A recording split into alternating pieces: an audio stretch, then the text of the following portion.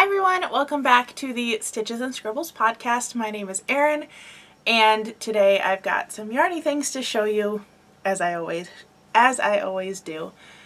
If you've been watching the last couple episodes of the podcast, you know that I was working on one project pretty solidly to try to finish it, which usually means I don't have a lot of stuff to show you. I think today is going to be the exception to that rule. So the project I'm talking about that my goal was to work on this until it was done and not touch anything else. We had kind of a change in when we're giving it. So this is, my hook fell out. I'm trying to find my spot so that I don't lose my stitch. There we go. This is a shawl that I'm working on for a family friend. You can see I'm like halfway through the row that I'm currently working on. And I am holding double an alpaca lace yarn and a glitter strand, both from Hobie. I've said it so many times at this point, you can check out a previous episode if you want to know what yarn I'm using. But this originally was going to be gifted at a bridal shower for my friend to her mom. But we realized that because of the timing of things and all the stuff that's going on that day, we're not actually going to gift it to her there. We're going to gift the one for the bride, which I finished in a previous episode. But the one for mom, we're going to gift at a later date, and the wedding isn't until this summer.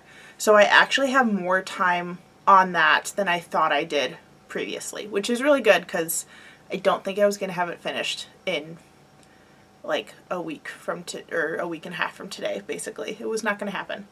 Because of that, I decided to give myself a little bit of a break from working on it and start a just for fun project to be my couch project for a couple days, just to like give myself a refresh period from that piece.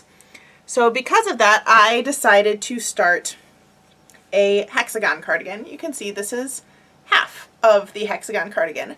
So this is using my short sleeved hexagon cardigan tutorial that you can find on my channel. I have a whole playlist of hexagon cardigans. I can actually slide this over one arm so that you can kind of see what it will eventually look like. And this is in Lion Brand Mandala in the color Groot. Originally I only had 2 skeins of this yarn. I did end up going back to Joann's and purchasing 2 additional ones. So one side of the cardigan uses about 1.5. But I wanted to make sure I had a little bit of extra yarn so that I could extend the sleeves, extend the bottom, add a couple rows here and there, all of that stuff. But this is what it's looking like so far.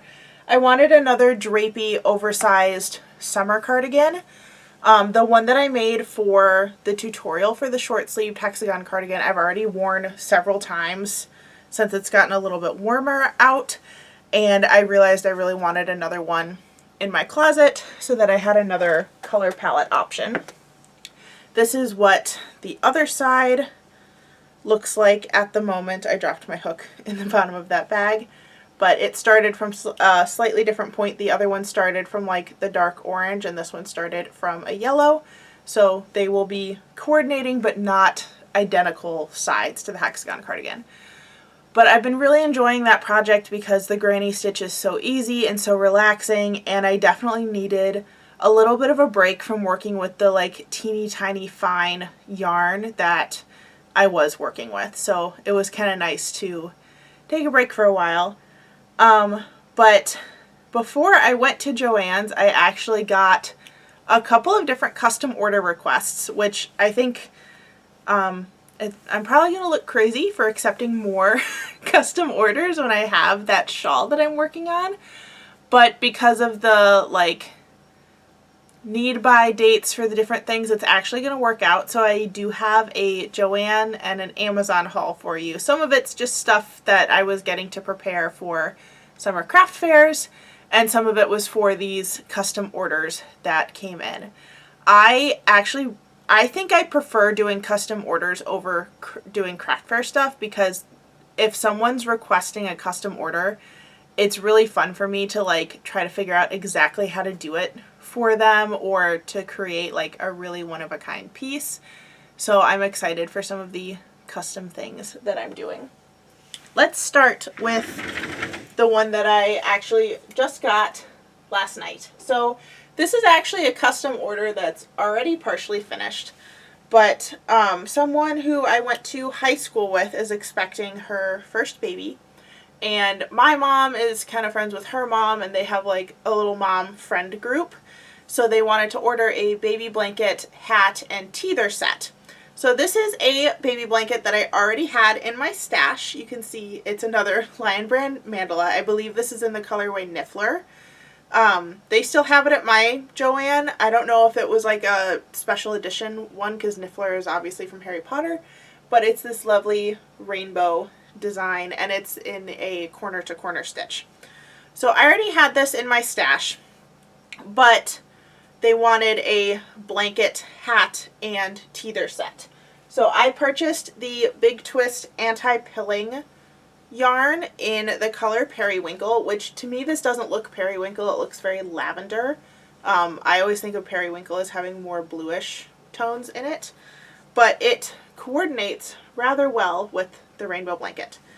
So my plan for this is to use it to crochet a little tiny baby hat, and also a handle for one of these teethers. These are the star teethers from Hobbii.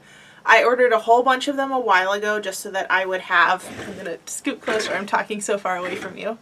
I ordered a bunch of these a while ago so that I'd have them on hand for baby projects, but when I've done this in the past, have crocheted or knitted just a little piece of cloth, whether it's a square or a triangle or like almost a hat shape, to attach to this so that the baby can hold on to the yarny part and use the teether, obviously, for what a teether's for.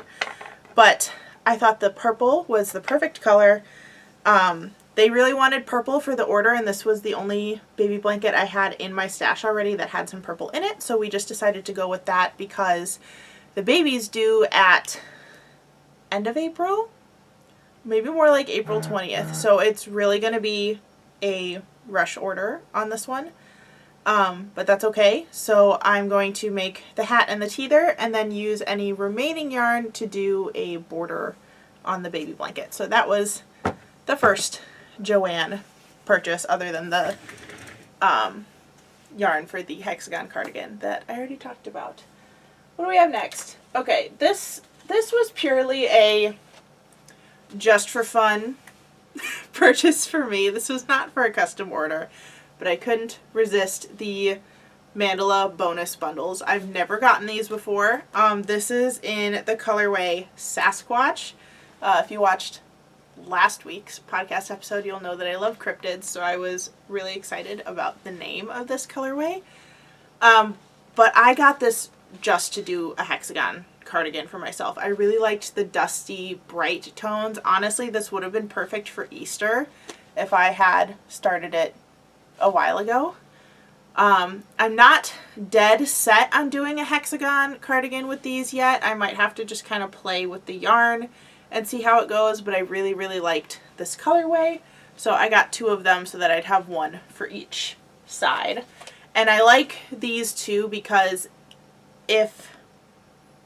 I don't know if this specific color exists in the normal size ones, but in the normal size ones you get the same like number of colors.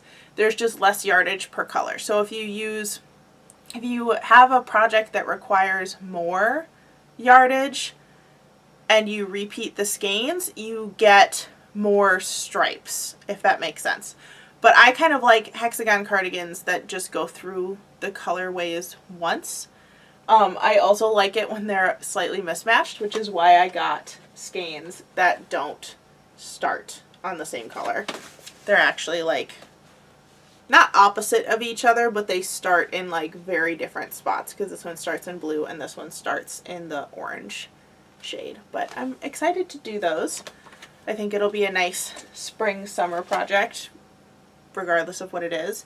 I do have some more hexagon tutorials planned for you guys, so you can look forward to those. I'm hoping to do at least 2 more. If I can find more stitch patterns that work, I'll keep rolling them out because you guys seem to like them. My most recent hexagon cardigan video, the farmhouse one, like did really well, at least for me, in terms of like how many views it got in the first week. I don't think I've ever had a video get over 100 views in its first week before, so that was really, really good.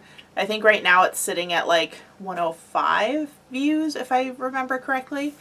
But I was really excited about that, and excited that you liked it and watched it and hopefully created a cardigan of your own, or started one, because it's only been a week since that came out. When did that come out? 2 weeks ago? I don't remember now. But anyway, I'm glad that you all liked that video. I'm planning more similar ones, just so you know. Moving through the haul, I'm going to show you some of the stuff I got from Amazon next. And these were purely for craft fair things. Last year I realized that my amigurumi were doing really, really well. So I wanted to kind of experiment more with stuffed animals this year. So I decided to get some new safety eyes, and the first set I purchased, I'm not actually going to take these out of the bag because I'm worried about losing all the pieces, but these are actually glitter safety eyes. So you can see there are the eye buttons, and they have clear irises, and then there are these little discs with the color on them to create the colorful eyes, and then the white things are the backs of the safety eyes. I didn't realize that they came like this when I ordered them. I thought that the like glitter color was on the eye itself, but I think this is kind of cool that it's all these little discs and things. And then that also means you could use the eyes just by themselves without the color disc, or like cut your own colored paper or whatever material you want to use for the eyes. But I'm excited to try these. I think they'll be very cute on some of my amigurumi.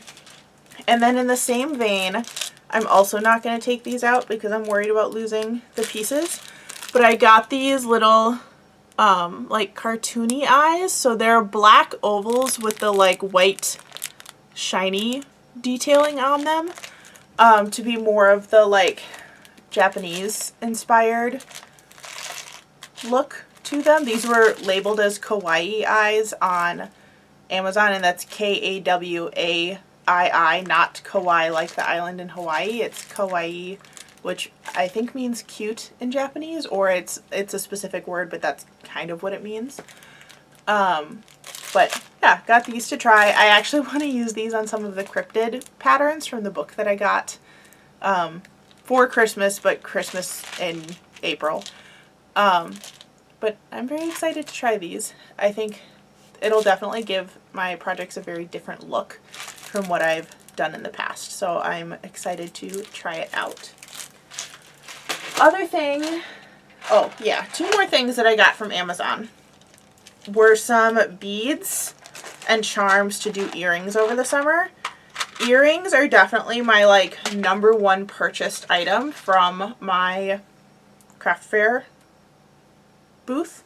So I wanted to get some fun, kind of like cottagecore fantasy themed charms, just to add something a little different.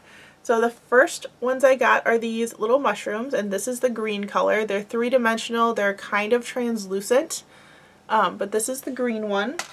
And then it also came in the red and white polka dot design.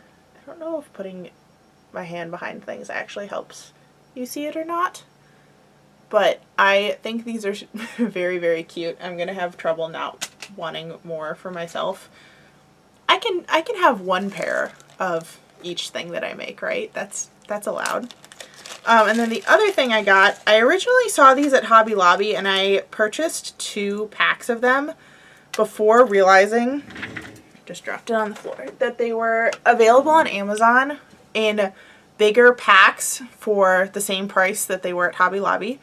But these are the little like butterfly fairy wing charms. There's a little tiny hole in them, and there's a couple colorways. So the one I just held up was the green.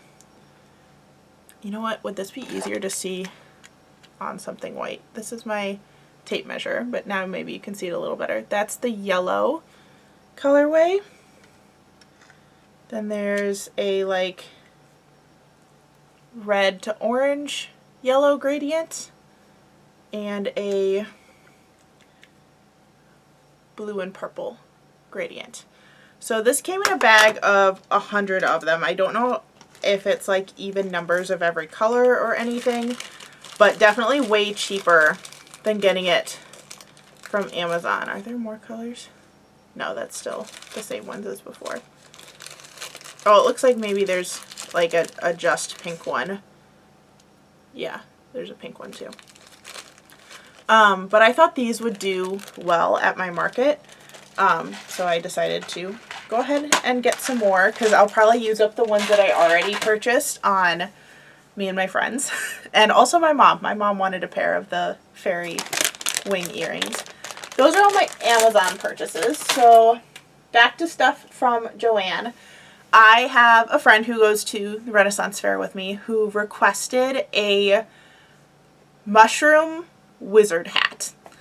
And she saw the original picture on Pinterest, and it was one of those moments where I know that I like A, spend too much time crafting, B, spend too much time on social media, because just from the picture I knew whose pattern it was and where to purchase it from without like looking up any other details.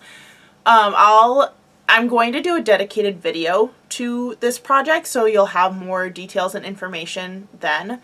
But the pattern she wanted is the one of the hat patterns from the Twisted Hatter, and I purchased the pattern through Etsy, or I'm going to purchase the pattern through Etsy. I haven't actually bought it yet. But it's this big like wizard hat. Like picture Gandalf the Grey's hat in The Hobbit, like kind of gnarly and twisty. But underneath the brim it has gills, like what you would see on a mushroom. And then the pattern also has patterns for spots to make the mushroom spots, but also like little tiny mushrooms like they're growing out of the hat. So very cool pattern. Honestly, like I had seen pictures of it before and was thinking about doing it at some point, although it's not quite my Ren Faire style. So I was really glad when she requested it because I've kind of been wanting to make something like that for a while. But she wants her hat to be red and white, the like traditional toadstool colors. And she wanted it to be made in cotton, not acrylic. And we kind of talked about the differences of like what that would cause. So the pattern calls for acrylic yarn, but it's in a yarn weight that like the Lily Sugar and Cream cotton fits the yarn weight requirements. But my friend has a preference for natural fibers, so we talked about how even though that would probably make the hat a little heavier than the acrylic version, it was still worth it for her. So I purchased two main colors for her hat, and it was the red and the white. So this is the Lily Sugar and Cream cone in the color red and the color white. I probably could have guessed those color names. Each one of these has 674 yards. And I went ahead and got the cones because I knew that the hat itself might take up most of the red, and between the gills and the spots, probably most of the white as well.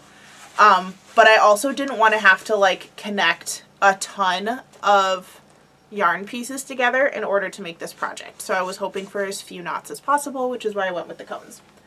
Now, in addition to that, and this is not a custom order, this will be for me, but there's another pattern that I was interested in, and actually when I first saw it, I thought about combining it with the toadstool hat pattern, but there's a creator who I first saw on TikTok called Entangled Faye, and she also posts patterns to Etsy and to her website, and she has a pattern called the Sprite hat, and that one is still like a wizard hat, sun hat kind of looking thing. If you've seen the Harry Potter movies and the like little blue hats that the Beauxbatons Academy students wear that like literally look like a Hershey Kiss with a brim, that's what the pattern looks like. So I wanted to make one of those for myself because that's a little bit more in keeping with my style for the Renaissance Fair. And I wanted to incorporate the mushrooms, but I also wanted the hat to stand on its own. So I purchased 2 skeins of the Lily Sugar and Cream in the color Jute, so smaller. The hat's a lot smaller, so I'm thinking I might start the second skein of this, but I didn't need a whole cone. Plus, they didn't have the cones in this color, and this is definitely the color I want. But instead of attaching mushrooms and spots directly onto the hat, I think I'm going to try to create a couple of little hat bands so that I can change it out and use the hat for multiple costumes. I'm very into, when it comes to costuming, making sure that my pieces are all interchangeable. Obviously, there are going to be some accessories that I only wear with certain variations of my costume, but my base costume is a beige, like, flowy dress with the puffy sleeves and a black set of stays, which people tend to use stays and corsets interchangeably, but it's the, like, vest-looking thing with the laces up the front. And then I usually wear black Toms, black boots, or I have a pair of lace cream-colored Toms that I wear with that costume. But that base costume then works for, if it's Pirate Weekend, I'm figuring out a way to adapt it so that it'll work for Steampunk Weekend. And actually, the stays that I have are reversible, so there's a green side too. Last year I did a mushroom themed costume, and I used the green side of the stays, and then I put a green skirt on over the dress, so it looked like I had like 2 layers of skirt. So I definitely like chose those base pieces very intentionally so that they could work for a bunch of different costume themes, and I think that that's worked really well for me. And those 2 base pieces that get used for everything are both really comfortable, which is also very nice. I also, with the hat and some other things I'm making, I want to expand my mushroom costume from last year. So I'm still working on this video. I think I talked about it last week, but I'm currently in the process of crocheting some fairy wings. And I'm keeping the fairy wings also in just a neutral beige color, so that I can clip on accessories as needed. But I think this year, I know I'll probably go to the Renaissance Fair at least twice, if not 3 times. And I think for all of them, I'm going to try to keep the fairy wings as part of the costume. So I've got kind of like 3 plans of costumes I want to do. The first one is a steampunk fairy, so I'm going to use my black stays, the tan dress, which are going to be in all of these costumes, and the fairy wings, but I'm going to clip some like steampunk gears on the wings and maybe make a steampunk band for the Sprite hat that I want to make. So definitely like not super Victorian, but also like I don't think fairies would wear super Victorian clothing anyway. So that was a way to like make the steampunk work without buying like all new costume pieces for it. Because steampunk is a very different vibe from the Renaissance Fair. I'm not 100% sure how steampunk got to be included with Renaissance Fair things. I'm not mad about it, but I know that like my group of friends wants to go to Steampunk Weekend.